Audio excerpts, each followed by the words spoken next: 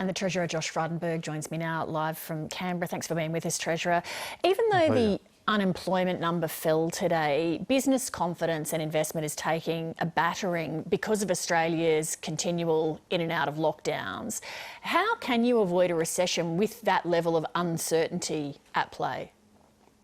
Well, there's no doubt that these lockdowns are going to have a significant impact on the September quarter and economic growth. In fact, Treasury's thinking of at least 2% contraction in that quarter. But today's unemployment rate, which fell from 4.9 down to 4.6%, which now sees the unemployment rate at its lowest level in 12 years, does remind us of the underlying strength of the Australian economy. And there was a tale of two states in these numbers. In New South Wales, we did see the impact of the lockdowns.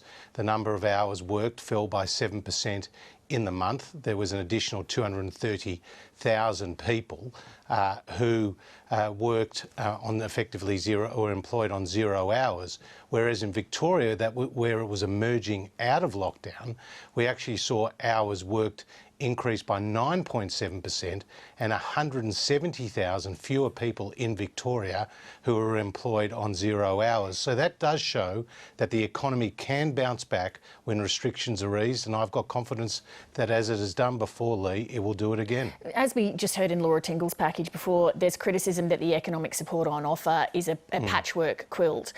Why don't you just go back to the clarity and the simplicity of JobKeeper?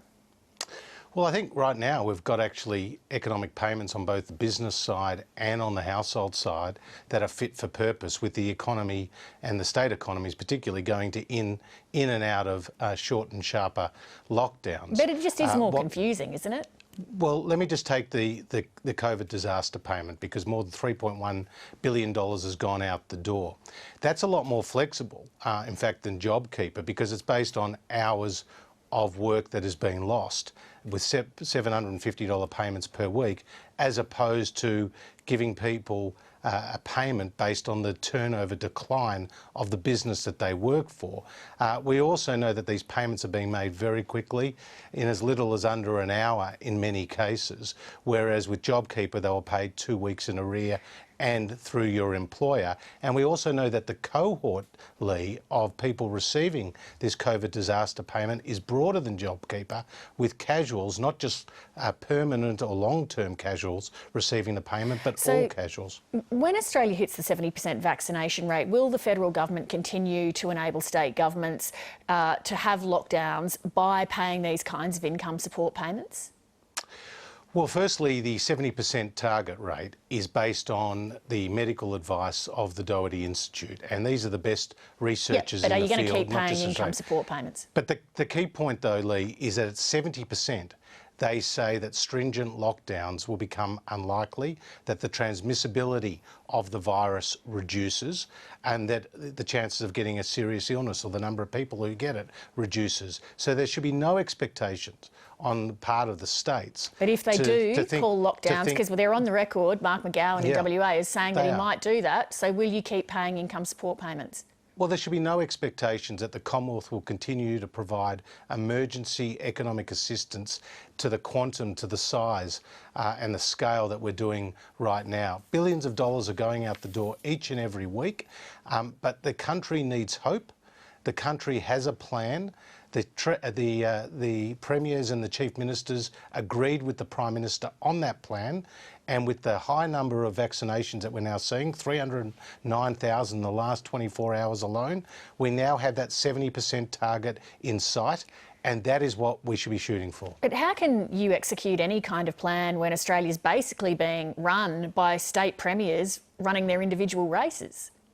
Well, they are in charge of those public health orders, and that is why the Prime Minister worked very hard to get them all to agree to this national plan. And this national plan has a two-key approach. You need a 70% in the particular state, but you also need a national 70% vaccination rate. And given the momentum building in our vaccination program, that target is now in sight. And when we get to that target, stringent lockdowns will be unlikely, according to the Doherty Institute. Okay, so let's talk about when we get to that target. If you look at Israel, a country with a population of about 9 million people, so about a third third as many as Australia. They're at 80% vaccination, and their 7-day average of COVID cases is more than 6,000, and their 7-day average of deaths is 19. So 80% vaccination delivers nothing like zero COVID. Is any Australian political leader going to square with the public and say, listen, living our lives free of lockdown at 80% means we will have to get used to hearing of thousands of COVID cases in Australia every day? It's a fallacy to talk about the elimination of COVID. Based on the medical advice today and what we know about the efficacy of the vaccines, but also the transmissibility of the virus, we are going to be living with COVID for a number of years to come. With thousands of cases circulating in Australia? With cases, and of course with deaths and serious illness. And the idea is to get as many people vaccinated as possible to reduce and to mitigate that threat. And that's why it's so pleasing to see the vaccine hesitancy reducing across the country as more people get both the Pfizer vaccine and mRNA vaccine, but also the AstraZeneca vaccine. We need to learn to live with COVID, and we will do so once we start to hit those 70 and 80% targets. The restrictions will ease, the economy will open back up, and people can have hope about their future. Josh Frydenberg, thank you. Thank you.